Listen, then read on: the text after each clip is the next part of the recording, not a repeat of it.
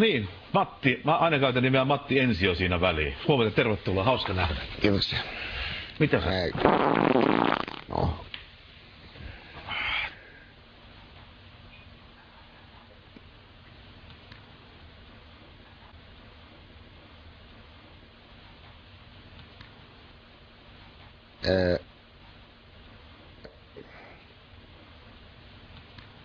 Mistä se johtuu, Matti, että sä oot jatkuvasti nykänen? No se, näin ja niin. On muutkin, että se asia on. Mutta mä teen itse asioita, oli sitten Mitä? negatiivista ja muuta, niin se tekee siitä sen. Tänne niinku vertauskuvallisesti.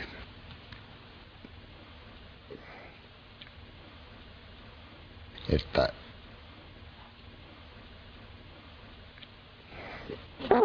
Vittu, Matti. Siis ihan oikeesti poika. Se semmonen kysymys, mitä mä sen luon, niin siis tiedät, että sulla on alkoholiongelma. Aivan varmasti, että...